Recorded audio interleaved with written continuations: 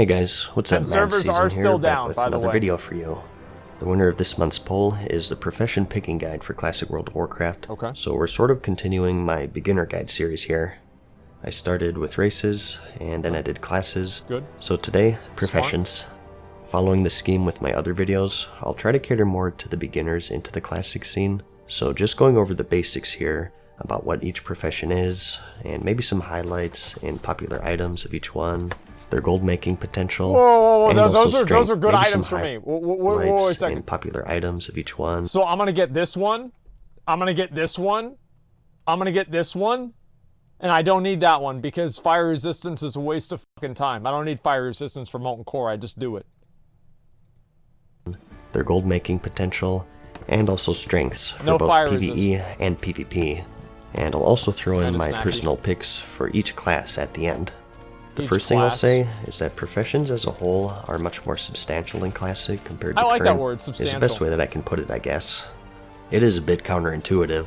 More and more recipes have been added over time, so how is it more substantial in Classic? Well, we'll get to that Because for they're each profession, good. That's but why. in general, point one is that this was still before the age of hyper-balance, where everything must be 100% even with each other. There are items that only certain professions could use, and they'd give you a monstrous edge in both PvE and PvP. And point two is, with gold being so hard to Engineering is the only profession. Like in vanilla WoW, you really only have one profession to choose. Because engineering is expected. Like, you should have engineering. If you don't have engineering, you're dumb. come by in general.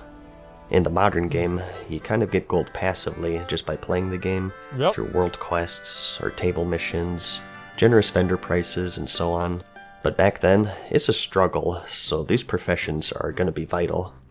And point three is that some of them are quite grindy and difficult to level, suck. which is just exacerbated by It point sucks two. dick to So level these knowing what you professions. want and what each one gives will save you a lot of time and money down the road, so you're not constantly switching around.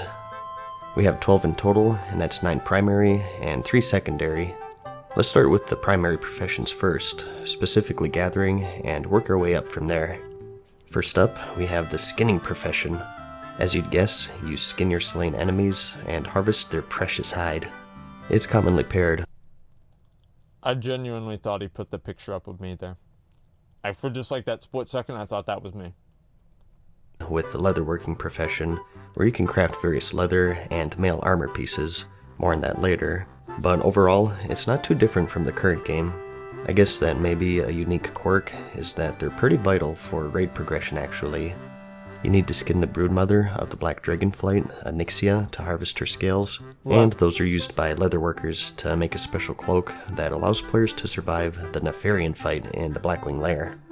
To skin her, you need to have a skill of 315, so with the cap being 300, you have to get special items and enchants to get you there, so there's more to it than just right-clicking enemies. That was so fucking cool. Like, can we talk about how fucking cool that was? Like, do you have to have special items to, like, increase your skill of skinning? Like, I mean, I don't know. I thought it was just awesome. Like, I don't... Oh, man, dude. It's just, I don't know. Everything was in the game for a reason. There's, like, a certain level... I don't know, man. It's just so good. Like, I genuinely... I don't know how... It's, you know how, like, people will look at, like, a pineapple and use it as evidence for God because there's no way that a pineapple could just randomly begin to exist? Because it's like, how the fuck does a pineapple happen? You know what I'm saying? Like, and just like different, like massive, like just completely like perfect structures and things in the world that happen. And it's like, how the fuck could this ever happen if it wasn't divinely inspired? That's how I feel about Classic WoW. There are so many of these perfect things that happened. It's like God must have made this game. Like, it must have been like, it's like, you know, whenever they say that writing down the Bible was like divinely inspired by God, I think Classic WoW was the same thing. You're going to want at least one Master Skinner along with your raids, Serious. because there are so many skinnable enemies that would otherwise simply waste away. So overall, a very important profession to have. Next up though, we have mining, which is commonly paired with blacksmithing and engineering. And blacksmithing. Same sort of deal here. It's not hugely different from the current game. You go around and harvest various mining veins spread throughout the world. A minor difference being that each vein has multiple hits, so they're a bit more time consuming. Y'all ever go to one of the fucking mines and then somebody else is mining and you start spam clicking it, then you start mining it and you get their fucking ore? Whew! That was good. I love that shit, man.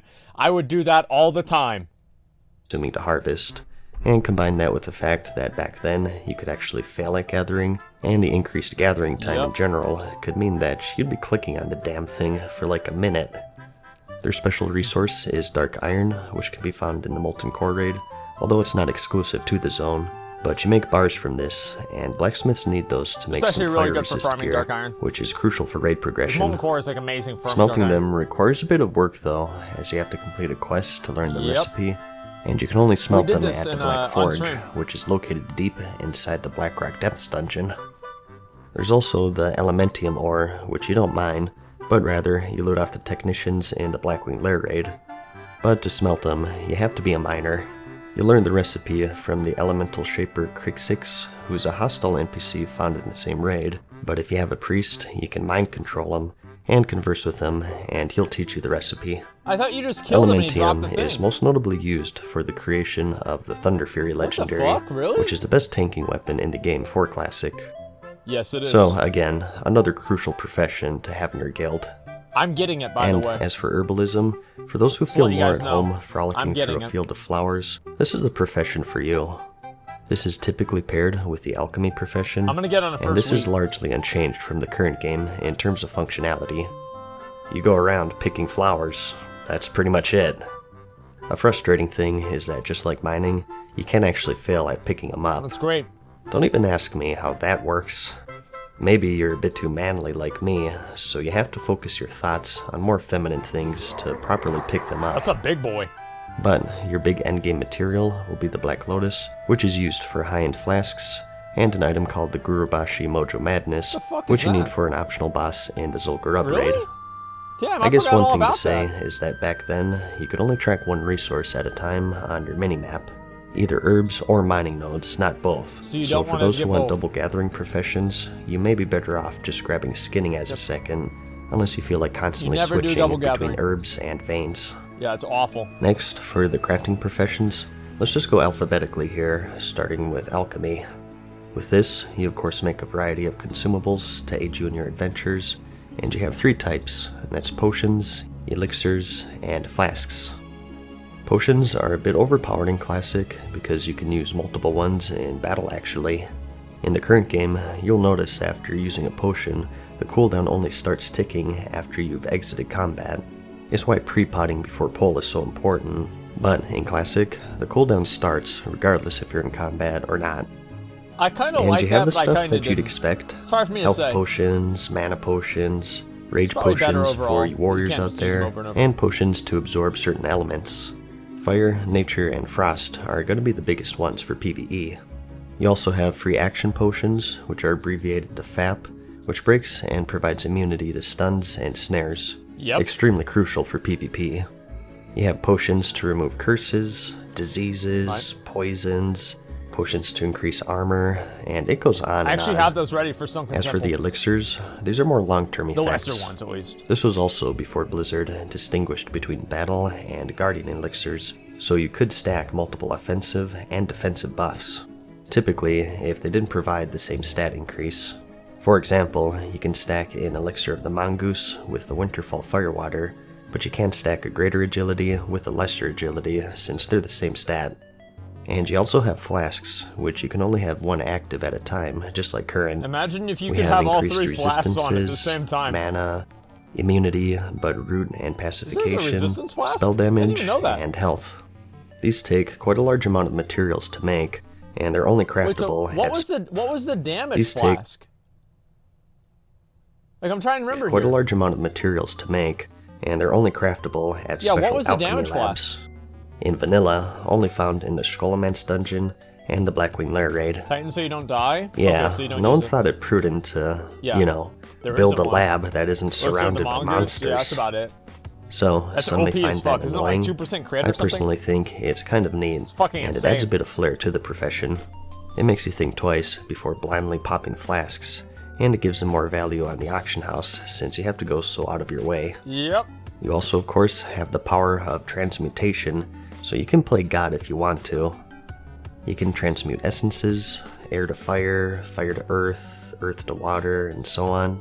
Mithril bars to true silver, iron to gold, thorium bars to arcanite bars. Arcanite bars, of course, being crucial in the creation of the legendaries, sulfurous. My mom was a transmute master, and I remember she was so fucking happy, and this is during BC, whenever she transmuted a primal might, and it procced to 5 primal mites. Like, I mean, that's basically like, just imagine printing 500 gold in Burning Crusade. It just procced to 5, and she was like, "Oh my god, oh my god, oh my god, oh my god!" And I remember she would like want me to like give her materials to like transmute stuff, and she was really, really into it. The Hand of Ragnaros, and Thunder Fury, as well as other powerful items. I need to make that The line. catch is that these try and make that on week transmutations 1. have a 2-day cooldown, and they all share with each other. Actually, week 2. The good side, though, don't is really that care it about week creates a 1. market That's for on a just level. your cooldown. A common practice back then was for someone to there's no way supply it's the gonna happen on alchemist week with 1. I didn't do materials that. for a Week 1 of being transmute 6. and some gold to essentially buy their cooldown. So, it's essentially a lazy man's way of getting gold. All it takes is a click of a button and a bit of social interaction, which I know is scary. That's the but worst if that part. fails, you can always just buy materials off the auction house That's and what I sell do. whatever you transmute for a profit. Overall, it's a pretty powerful profession for raiders. You can just buy all of the stuff on the auction house. They're not soulbound, of course, so if you're looking to min-max, it's not 100% essential to have alchemy. It'll just save you a ton of gold in the long run, and you'll even make quite a bit at the same time. Like I said, I think, I mean, like, yeah, all the professions besides engineering, like, don't really give you anything particularly unique, except for a few things that aren't really that relevant in endgame, as far as I know, whenever I think about it. But I think that just for, like, the fantasy and, like, the, I don't know, everything, I am going to be a Blacksmithing classic. Like, I just like that the most.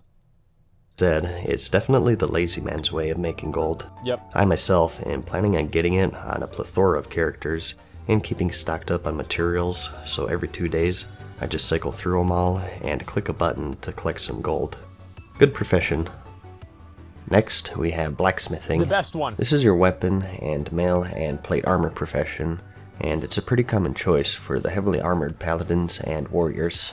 In vanilla, video? as a Sure. blacksmith, you have the option in specializing in certain areas. You can either be an armorsmith or a weaponsmith, and if you're a weaponsmith, you can specialize further Axe into either maces, specialization? swords, or axes. Yep. And for all of this, you have special exclusive recipes. That was so fucking cool. Here's some examples of some weapons you can make as a weaponsmith. Yep. More useful for that early endgame, of course. Feel free to pause if needed here. And here's some axes you can make as an axesmith. Stuns the target for 8 The seconds. Arcanite Reaper is one of the best, if not the best. Nightfall is like the main item, man. Like, this is actually so useful because it makes your target take more spell damage, right? So it just helps the casters in your raid a lot. Early two-handers in the game. That's right. And you'll see a lot of axesmiths running around just for that. Arcanite Reaper and is it'll fucking definitely be a hot ridiculous. seller in the auction house. That's what I'm gonna do. Quite expensive to make though, requiring 20 of those Arcanite bars that alchemists make. They can also make the Nightfall Axe, which is highly sought after for its debuff. Typically used by off-tanks, I believe, to Yep. maximize the raid damage. Yep. As for hammersmiths, they don't have anything too crazy really, and that's because the specializations Because for they're maces stupid. were stuns back then. Yeah, People they're wanted stupid. axes or swords mainly, because those gave increased crit and extra swings Yeah, for you're rogues and goddamn warriors, whereas the mace stuns were really only handy for PvP. And here you have your swords. I think the most popular one here is the Sage Blade, but this won't be I don't even available know until anybody that Phase uses that. 5, since they originally released quite late really? in Vanilla's Wow. lifespan. Armorsmith has a little didn't more know that. viability past that early endgame gearing, as they have some pretty powerful recipes. The Lionheart helmet and the Titanic leggings are two of the more popular ones, as they're incredibly good for DPS plate. Maybe I should just However, do that just like the instead. Sage Blade, Shit. keep in mind that not everything is going to be in at launch. They specifically mentioned the Titanic leggings, in fact. Because they're OP as fuck, right? And you also have all of your dark iron plate. Back then, you needed fire resistance for the Ragnaros fight in the Molten Core, or if there was a 3-minute mage in PvP or something, and through some quests and rep grinding, you can get plans for the dark iron gear, which has a ton of fire resistance. It's going to be crucial for that early raiding, so you'll be a valuable guild member if you get all the plans.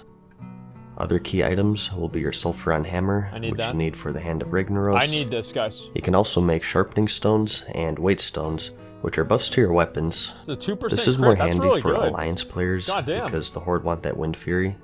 Wind Fury, of course, being a buff that only Shamans have. It puts a buff on your main hand, so you don't want any stones blocking that. Yeah, obviously. And keys are also going to be your best friend. Sometimes you'll find yourself without a rogue in the group, or maybe you have one and they just haven't leveled their lockpicking, and in certain dungeons you'll have these locked doors blocking your path, or locked chests taunting you. These keys can be a lifesaver and make your group members quite happy. All in all, Blacksmith has some pretty good potential for... There's one time I opened up a chest with a fucking key, and then somebody wanted me to roll on the items that came out of it. Yeah. Gold making, but it requires a lot of time farming the materials and luck getting all of the good patterns. For the high-end stuff, you really have to put some effort in, but if you do it, and the earlier that you do it, the more you'll make. Yeah, and they have some options for some steady gold too.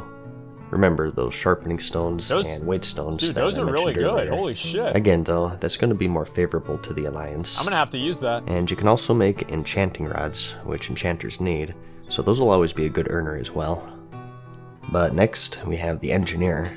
Those who like messing around with silly gadgets and explosives will find themselves quite at home with this profession, and many would agree that it's, quote, the best one for min-maxers. We'll get into that in a bit.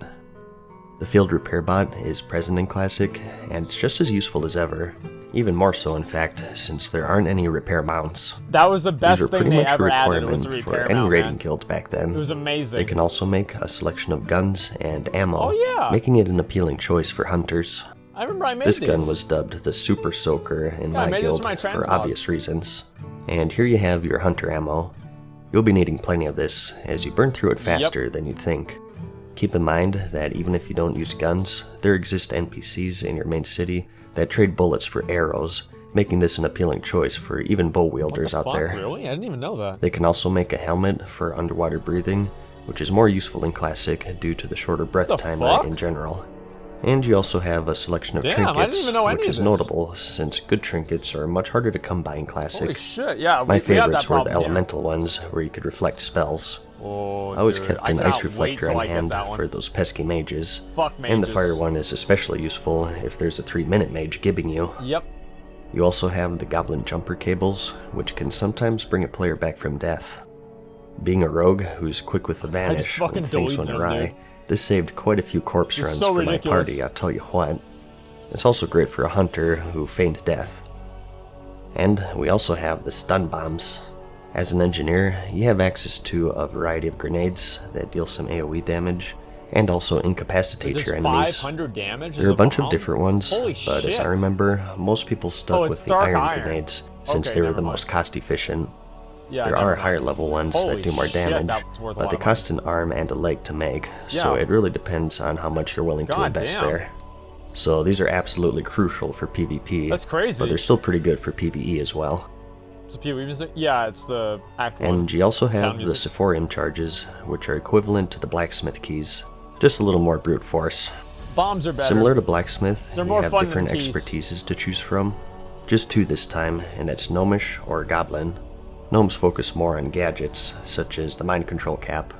This can sometimes mind control a humanoid target, including players, and other times it'll do nothing, or you'll be mind controlled to them. The Battle Chicken is quite nice, as it occasionally provides an attack speed buff to your group. 5% for 4 minutes, making it another appealing choice for endgame raiding. Wait, what? This is going to be a must for min-maxers and high-end raiding guilds. What the fuck? And you also have the Rocket Boots, which are a classic. Wow! These of course give you a really good speed boost, lasting for 20 seconds. The Death Ray Trinket is another popular choice, requiring a decent cast time, but delivering some big burst damage to your target, even Look at all that capable of fucking critting. Windows Movie Maker It's shit. more used for PvP since it's all about that burst. The only downside being that dude it does just got drain fucking some of your deleted. life. Most of these gadgets do have their downsides because they can fail in spectacular ways. The boots can give you a fear effect, the mind control cap can reverse like I mentioned, the belt can banish you for 20 seconds, and so on. Another downside is that really a lot of seem this as stuff bad. is equipped, meaning that you have to forego your normal equipment and lose some vital stats. I think that makes it more But fun. you can also make a teleporter to Gadget-san as a gnomish engineer. With traveling being so time-consuming in Classic, stuff like I'm this actually is gonna going to be be all the engineered more just for that, valuable, so this is going to be a must if you decide to go gnome. A benefit of this is that it's pretty close to Silithus, so it's a big time saver when the gates of Ahn'Qiraj open up. And as for Goblin Engineering, as I said, these guys specialize in Not as big of a time saver as pretending to be AFK and waiting for your guild to summon you. bombs. They also get some rocket boots, which are arguably worse than the gnomish ones. Yeah, those go because fast if they as fail, fuck, I'm they pretty break, sure. and you have to craft new ones Wait, all over what? again. There was a bug that you could use to bypass this, but since Really? they said Official Classic won't be That emulating a lot sucks. of these exploits, I wouldn't count on this Oh my making it to God. the game. Their helmet is the Rocket Helmet, which is basically a charge and a 30-second Saurian Stupid fucking and a little goblins, stun man. to yourself. What do you expect? You saw this all the time in the old PvP videos, and it's going to be a lot of people's main reason for going Goblin. Goblin Yeah, this is what Engineers people get are the using me Everlook for. teleporter, which brings you all the way to Winter Spring. Not as useful in my opinion than the Gadget-Sam one, since there aren't any raids nearby really. It is kind of close to Ashara though, which holds Azurgos, and with Winter Spring being a higher level zone than Tanarus, it's also a better spot for high level herbs and mining nodes and whatnot, so maybe a bit faster for farming. But another popular item of theirs is the Goblin Sapper Charge, which deals some damage to yourself, but also to everything around you. That is so fucking OP, dude. Like, this sapper charge is ridiculous. Like, especially whenever it's so fucking dumb, man. Like, I'm gonna use these as soon as I get the ability to, and you can just fucking delete everybody.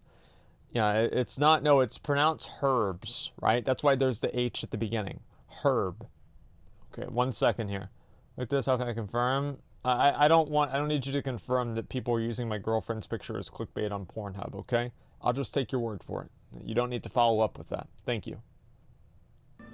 450 to 750 in fact, which is quite a lot, It's not and a with a big deal. 5-minute cooldown. You may be hollering that this is imbalanced, and that engineers have an obvious edge here. They do. But again, it's just part of the game Well, they do. before everything had to be 100% balanced Yeah, with they're each better. other. Engineers Those are of you better. who've been paying close attention Get mad. may have noticed that while these recipes require certain specializations to learn, most don't require them to use.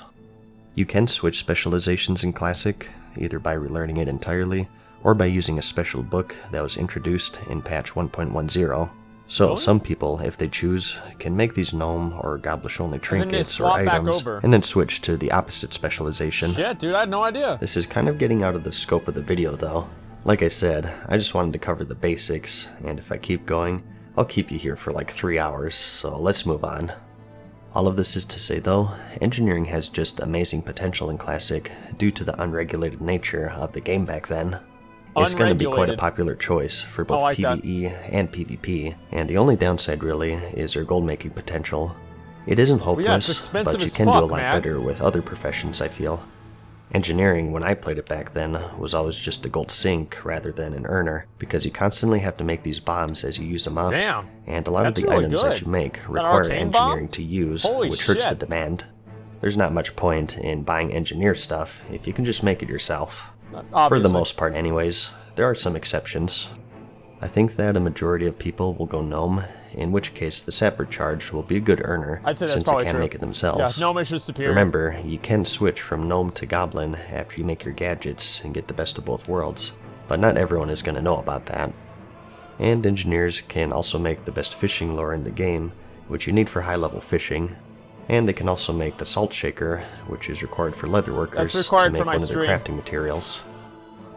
So, again, another great profession, and I have a lot more to say, but I've spent way too much time on this one already. There are plenty more handy say it's the gadgets best that I haven't profession. mentioned, It's simple. but I'll It just is. have a It's link the to best them in the profession. Problem description, solved. so you can go through that yourself. This is about the halfway point, so we'll probably call it a video right here. I still have 18 Enchanting, slot bag. Leatherworking, I need to get that, man. Tailoring, and all of the secondary professions to cover, along with my personal picks for each class. Yep. But we'll continue that in part 2, which I'll have linked in the description whenever it's finished. Sorry to cut you off, but I kind of need a break here. This is quite the lengthy subject, and I still want to be fairly thorough, so I'd prefer to have it in 2 parts. That's a lot of stuff Regardless, to though, talk about in I hope you professions found the for video Classic, helpful though. so far. There's a lot. Like it if you liked it. There's a and I'll video see you right in the there, next okay, one. guys? Peace.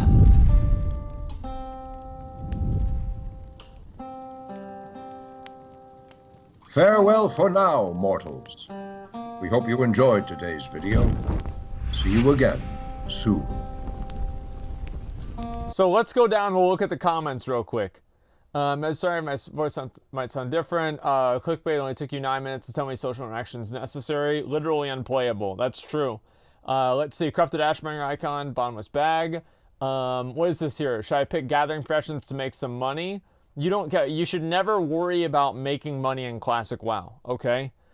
The way that you make money is you just play the game and you just do things to make money. Like, I don't worry about making money. It just kind of happens. And if I don't have money, I just wait until I do have money. Like, I don't know. I never really worried about making money in Classic WoW. Streamer benefits? Well, this is like, I'm talking about me from like back in the day, right? In 2006, I didn't have any streamer benefits. I was just a clown. Begged the fans. I never begged anyone for money in Classic WoW. I never did that. Now, I would figure out different ways to get money from other people, but I didn't actually beg for money. Back then, I played the game like a normal person. It wasn't really until Burning Crusade that I really kind of, you know, I really started turning into a real piece of shit. Everyone did? I never did. Never begged for money. I swear to God, never. Never. From scammer to beggar?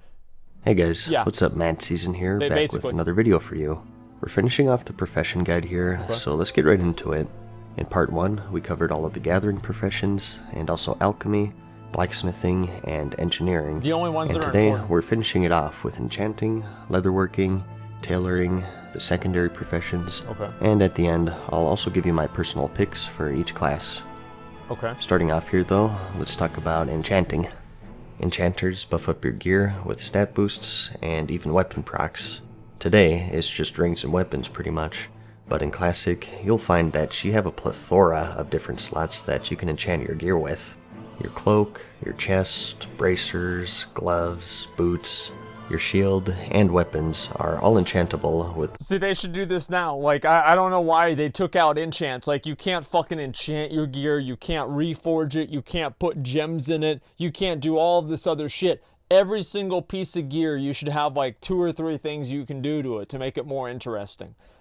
This is the way it was. In Mists of Pandaria, this is how it was. Like, I always complain and, you know, talk shit about Mists of Pandaria, but I genuinely do think that was one of the high points, was character customization. You could do so many different cool fucking things with your character back then, with, like, gear and everything, and I liked it a lot. Gear, yeah, sockets, everything. Like, Titan Forge it? That wasn't until later. They didn't have Titan Forging in Mists. the variety of boons. It's fucking great. And even what you enchant is much more diverse. Not just main stats like agility or strength, but also things such as spell power, increased mana, healing power, mana regeneration, defense skill, dodge chance, elemental resistances, stealth, fishing skill. Remember earlier when I said that these professions are much more substantial? Hey. It's ridiculous how many enchants there are, Aye. and you'll make a lot of friends if you go to the trouble of tracking down all of the rare patterns. Subtilting. And of course, Yeah, copious amounts of gold. The only guy I knew who hit the gold cap back in vanilla, which I believe was 214,000, was an enchanter. He was No fucking way, dude. No fucking way did anybody hit the gold cap in vanilla WoW. I remember there was this one time, this guy, what was this? It was like in Burning Crusade, the first time somebody ever hit gold cap. And it was this hunter, and they wrote an article about it. It was like a dwarf or like some sort of hunter. They did. Find me some evidence, man. Nobody fucking did. sort of the extreme because he was in the #1 guild for a faction, This was back No when way, enchanting dude. patterns dropped off of high-level raid No bosses. fucking way. Particularly, you'll find a bunch in the AQ40 raid when that unlocks. So at the time, the supply was very limited, and for those who know basic economics, know that having a monopoly equates to tons of gold. I'm a believer that the raids will be cleared much quicker this time around, so I don't think it'll be as extreme, but I mean, you can only clear them once a week still. Regardless, it'll be a good moneymaker, especially if you know what you're doing. Some popular enchants would be Crusader, which was a strength proc for melee. We need to get you this needed for me. Righteous Orbs, I which really you got need from to get the that for Stratholme myself. dungeon mainly. I spent quite a while in that place just for those. Yep. And Agility was a good one for hunters and for the offhands 30 of rogues. agi. And you also have spell power and healing power for the casters, and all of those various stat increases I listed earlier. And they can also make weapon oils, which are sort of the equivalent to the blacksmith's sharpening stones and weight stones. These increase spell power and spell crit for caster DPS, or mana per 5 and healing power for healers. Something to note here is that this is before the advent of vellums. You can't simply enchant one and throw it on the auction house. To enchant... You just, what you would do is you just simply enchant the same fucking thing over and over. Like, you'd try to literally, like, you'd be like, you'd find some level 2, be like, hey man, put your gloves in trade. And you give them like plus like, 5 agi, and you're like, oh my god, thanks mister! And you're like, yeah, sure bro, no problem man, have fun. And then you'd ask him for like, half of his copper, which is like 5. And that was basically gear, how it used you to have work. to put it in the do not trade window, Yep. and you enchant it from there. A downside, obviously, is that it's a little more cumbersome, but a plus is that it was it annoying. promotes more interaction between players, which is one of the main aspects you'll find with the game.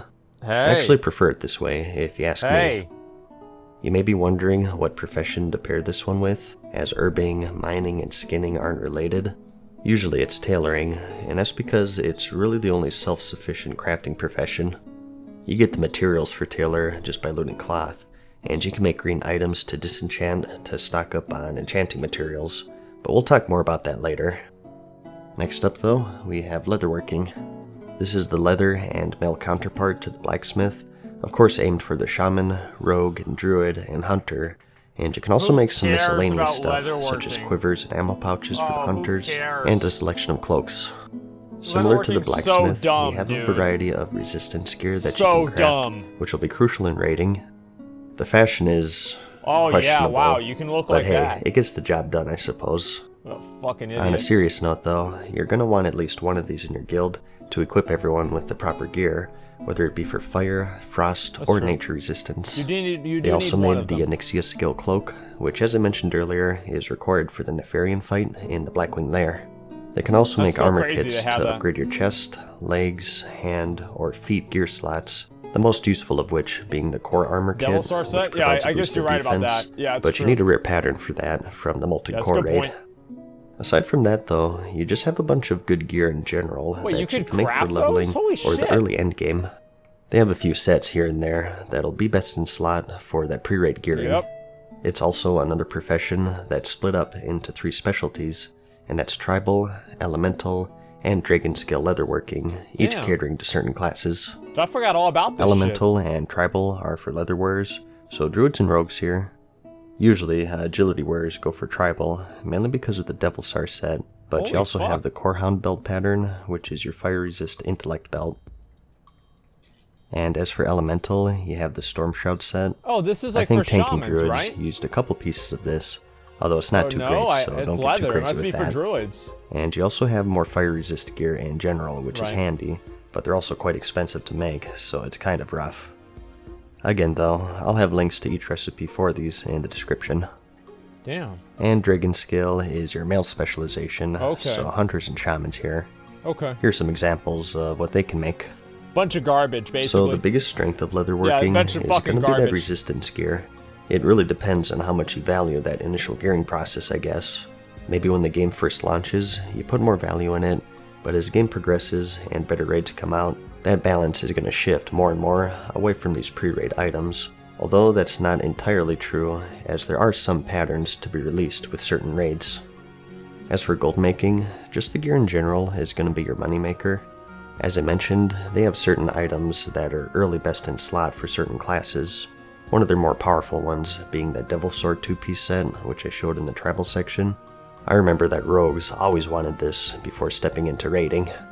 And you also have that core armor kit that I mentioned earlier. This is actually really good. Now the pattern for this I isn't forgot about easy. that. Yeah, this is it's fucking a drop amazing. from the Molten Core raid, so it might take a while. But once you... I think this is whenever it got buffed up and it did the stat squish. Permanently increased the defense value. Oh, defense value. I thought it said armor by 3. Never mind. I got confused it'll be one of the myself. more steady ways of earning gold as a leather worker. Of course, the earlier you get it, the better. I also mentioned earlier that engineers could make leather workers a salt shaker.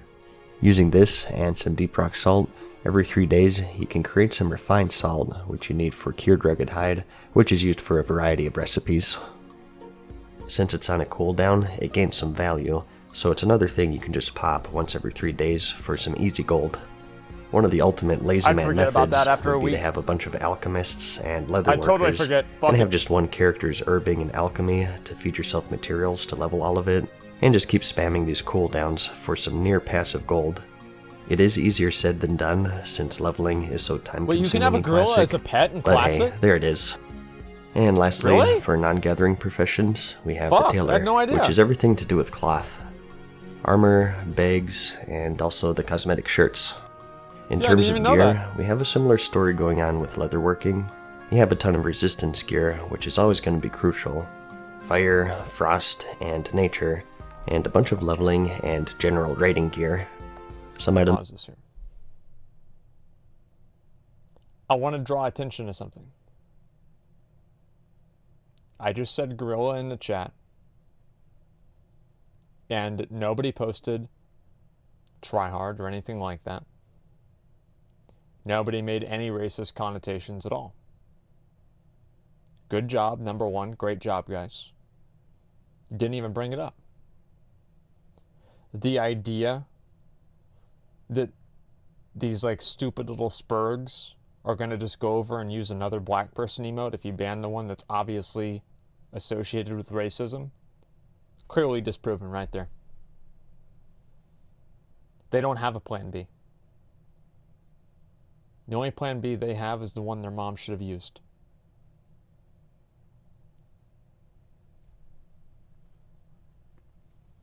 Of note are the Robe of the Void for warlocks, True Faith vestments, the Robes of the Archmage, and the Robes of Winter Knight are some of the higher level craftables, to name just a few. That's actually really You also fucking have good. things like the Spider Belt, which is quite handy for PvP, so that'll be a good moneymaker. The main difference this time is that tailoring doesn't have any sort of specialization to spec into, which sets it apart from blacksmithing and leatherworking. In BC, right? So a little less depth, I think, Frost Suite but and also more Spellweave freedom, tailoring, since you I can think. learn every single pattern. It just depends on your perspective, I guess. They also, of course, make bags, which are always in high demand. We did get some profession bags in vanilla, such as the herb satchels and enchanting bags and whatnot, and even soul shard bags for the warlocks, but also the normal bags, obviously. Yeah, I'm waiting, Jimmy, for the service Your to come biggest up. one being the bottomless bag, which requires a rare pattern. And This shit for Mooncloth, that I remember whatever it was, that shit was expensive. Like, it's up? Oh, is it really? Okay, well, I'll finish the video and then we'll probably get ready for servers back up. Okay, well, let me go ahead and I'll relog and see if it's going to work, okay? And I'll see if I can log back in.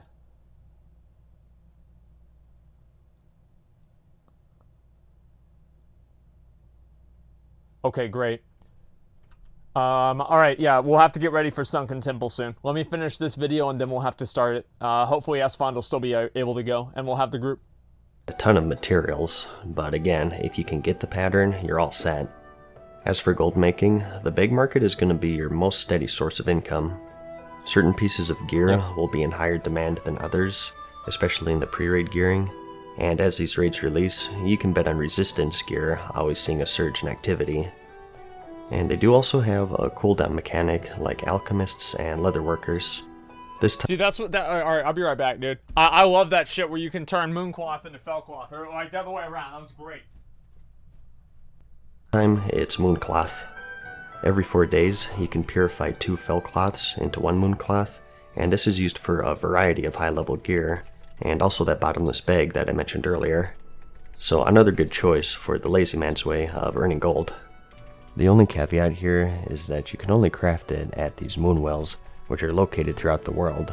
Not as hardcore as the alchemy lab though, since it's all outdoor content, so... Imagine having to go to different places to craft different pieces of gear, because that would make sense in the lore. Like, vanilla WoW made sense. And I know, like, oh, well, yeah, sure. Oh, it makes sense that you can magically summon a horse out of nowhere and cast fireballs. Yes, obviously there are some instances of it not completely making sense. But overall, it made a lot more fucking sense than the later expansions did. After Wrath, shit stopped making sense. That's the truth. They stopped caring about continuity. It's all soloable. And lastly for this video, I'd like to cover the secondary professions. These are professions that everyone can and should get. You don't need to choose between these or anything else, and there are no downsides to learning them. They disabled the That's wrath evasive. cooking, fishing, and first aid. Fucking stupid. Talking about cooking and fishing here first, these really go hand in hand. Cooking was pretty much designed to be leveled from fishing, so you definitely want to have both of these. For fishing, you fish. It's pretty self-explanatory. In Classic, it's more time-consuming. Over the years, they've sped up fishing to make it more appealing to players, but in Classic, you'll find that your cast bar moves much more slowly, so it requires a lot more patience. Imagine thinking, why do people not like fishing? It's because it's fucking boring. Why are there not boats that allow you to travel out into fatigued land in the game and hunt whale sharks? Like, why is that not in the game? What are you doing, Blizzard? Where the fuck is that? Like, yeah, come on. Like, that'd be fucking amazing. But it's also important because, like I said, you use it to level cooking, and there are also some fish that you need for alchemy, so if you took that profession, that's all the more reason to learn and level this. And there's also the Stranglethorn Vale Fishing Tournament, which has some unique prizes tied to it. This is, of course, the weekly fishing extravaganza, where everyone rushes to the Stranglethorn Vale zone and race to collect 40 speckled tasty fish. Delicious. The first person to turn them in gets some nifty rewards. It's always quite a fun and hectic time, even more so in Classic, Nobody gave a since shit the about traveling that back then. options are much more limited. There's also the Gazranka boss in the Zulgur upgrade. You need fishing to summon them, so you'll What want... I'm going to do to get the fishing tournament done is I'm going to hire people on the opposite faction to kill every single person that's trying to fish up the fish so I get them first. And then I'm going to have my guild kill people on the other faction that are also trying to fish. And I'll figure out every single different area we can get, and I will make sure that I get the thing. And like that, listen, dude, they'll just kill you? No, they won't. I'll give them money, because how are they going to... Like, why would they kill me? Like, they're not going to get any money for that. You'll bring at least one master angler along with you when you step foot into this place. It's against TOS. You can also fish up some Rumsy Rum, which is an alcohol buff. You can have one alcohol buff in Classic, and this is the best stamina one, giving you 15 for 15 minutes. And as for cooking, food buffs are still a thing in Classic, just as important back then as they are now. And some popular ones will be the grilled squid for agility wares, which, what do you know, the materials for which require fishing. The smoked desert dumplings for strength users, and you also have Dirge's Kickin' Chimeric chops for your stamina, but you'll only get the recipe for this once the AQ40 event starts. Yep, there really aren't any huge differences between current and Classic it's worth like as far 5 as its million main gold functionality goes. You cook food, and you get food buffs. Pretty simple. For both cooking and fishing, the gold making potential is quite high, as there will always be people who are too lazy to cook their own food, or alchemists who don't want to level fishing. You can always make money by selling high-end stat food, or just the raw fish. Fishing is actually pretty powerful in the fact of how simple it is. You don't need any special recipes, or flip anything on the auction house. You just need a bit of patience, that's all. Which is how it should be. You don't even need to be high level. There are low-level fish that you can make a killing off of, and if you want to forge your mount training by 40, this will probably be one of the best professions for that. And as for first aid, this is now actually removed from the current game, and not only is it present in Classic, but it's actually extremely vital, even if you're a healing class. This profession thanks, is Blizzard. based around the use of bandages Really and appreciate that. anti-venom, and it serves as a way for on-the-fly healing, no matter the class. I say that this is more important simply due to the lack of overall self-healing in the classic game. Today, every single class has a way of healing themselves. The Crimson Vial for rogues, Yep. Victory Rush for warriors, Yep. or Acceleration for hunters, and so on. Yep. In Classic, however, you don't have any of this stuff, so any form of healing is going to be that much more valuable. Yeah, when Warriors It's got the reason self-healing, it why was it was great. removed in the current game. Once everyone got all of those self-heals, no one really used first aid anymore. You can bandage not only yourself, I think you but stopped also using other first players, aid as long as neither of you are getting hit. After Caddy, so you it's stopped mainly using used it. out of combat, Even after or when round. the enemy's attention is elsewhere. I'd say that. And this yeah. is of course multiplied 10 times over in PvP. As a rogue, your wombo combo will be to blind your opponent and get off a full bandage before you re-stealth. And the same for mages with polymorph, warlocks with fear, and so on. Its gold making potential, as you'd guess, is next to nothing. You need first aid for the bandages, so the demand really isn't there. But that's about it. In summary, you've probably gathered just how much more depth and impact these professions used to have. To kill Nefarian, you needed a healthy stock of Onyxia skill cloaks, and to make the cloaks you needed a leather worker, but to learn the recipe you need to kill her first and turn in her head, and to get the skills you need a skinner, but to skin her you 315. need a special dagger, which only drops off a level 60 boss. There And that's it not is, even dude. getting into all of the resist There gear it that is. you can only craft, or the creation of the legendaries, Thunder Fury, or the Hand of Ragnaros. Whether it be from going into certain specializations, or getting those ultra-rare patterns, you can really spend a lot of time honing your professions and exploring what they have to offer. They also promote more interaction in general, from things like the lack of vellums, so only trade window enchants, to flasks requiring alchemy labs, was good. which of course you need other players to clear to, I- but also in the sense that many of your recipes will need items from other professions. You need enchanted leather to make this item, so okay, I need to find a This is- skinner and an enchanter then. That, combined these with more videos are really time-consuming great. leveling Like, and thus I fewer love these alts, fucking videos. it promotes a much more social experience There where it you have is. to network with other master craftsmen, and it has quite a big effect on the community as a whole. So it's like real life. And another thing, just really quickly here, is that the way you train these professions is also a bit different. Yep. Back have to go then, different, they were split up into 4 levels, and that's different Apprentice, Journeyman, Expert, and Artisan, and each of these increased your maximum skill by 75, up to the base maximum, which is 300, and they each have the following level requirements. Some trainers are quite hidden, or require quests to unlock, like the ones tied to those I remember certain having to do that on specializations, my for Warlock. example, It was fucking but I won't annoying. go super in-depth there, because this video is So already way fucking too annoying. long, but I did kind of gloss over that earlier, so I just thought I'd mention it really quickly here. And I did say that I wanted to give my personal picks for each class. Keep in mind that this is just me. A lot of this is really just based on preference, No, and it's how much you not. care about min-maxing No, both it's not. PvE and PvP. Nope. Speaking of which though, if you really do want to min-max, you're going to want to pick up Engineering. Absolutely. With Enchanting, Alchemy, or Blacksmith, and so on, you Blacksmithing. don't really need those professions to get benefits from them, for the most part. You just need to pay more gold to other players for the consumables, or enchants or whatever. But for Engineer, you need it to be able to use all of their bombs and whatnot. For Yeah, PvP, engineering is the best you're mostly profession. interested in Period. the ones that have AoE That's all there is to it. incapacitates, and also some of the gadgets such as the Death Ray or the Rocket Helmet, to name just 2. And for PvE, you want that Sapper Charge for that AoE damage, and maybe the Battle Chicken for the group-wide speed buff, if you're willing to sacrifice that Trinket slot. That's really, In really terms good. of performance in raids and PvP, Engineer is going to be a must if you care about min-maxing, so I'll just throw that out there. And this goes for every single class too.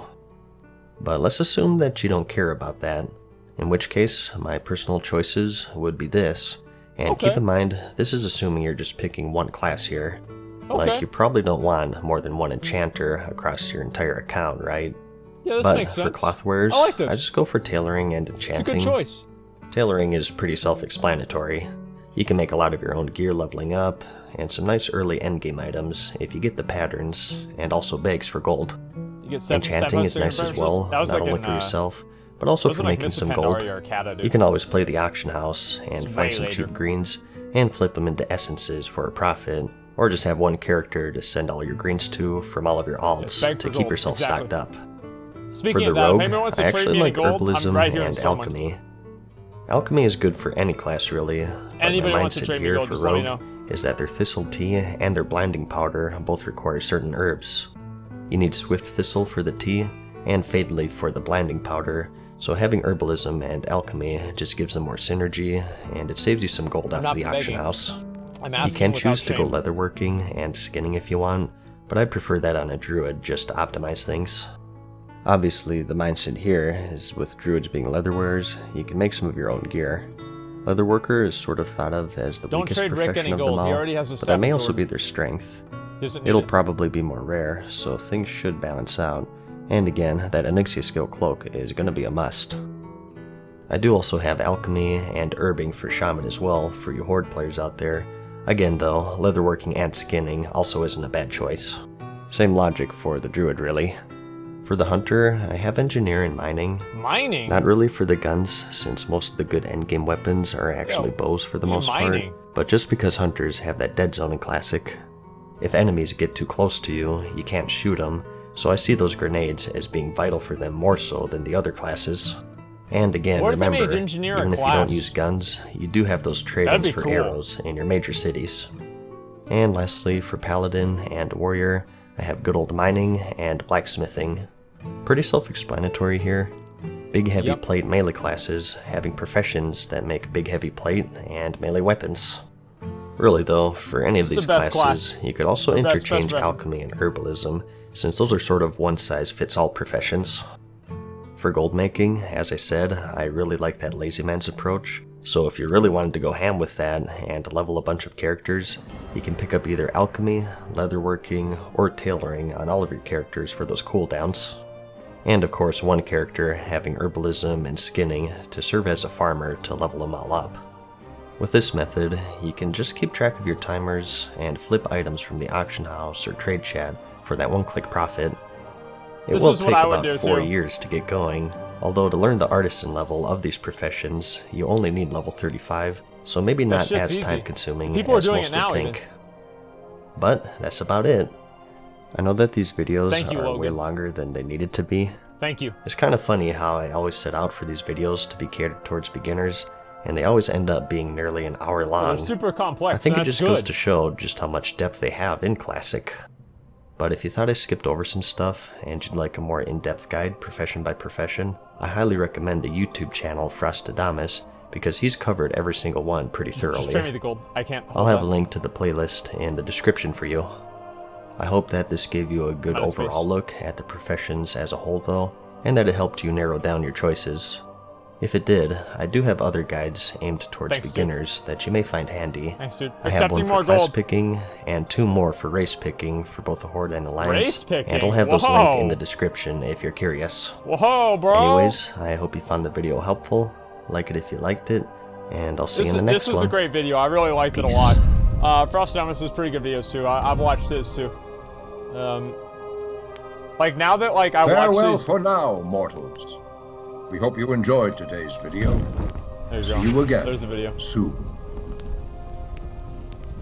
Okay, yeah. So I really liked this video. Obviously, it was really great. I thought it was very well put together.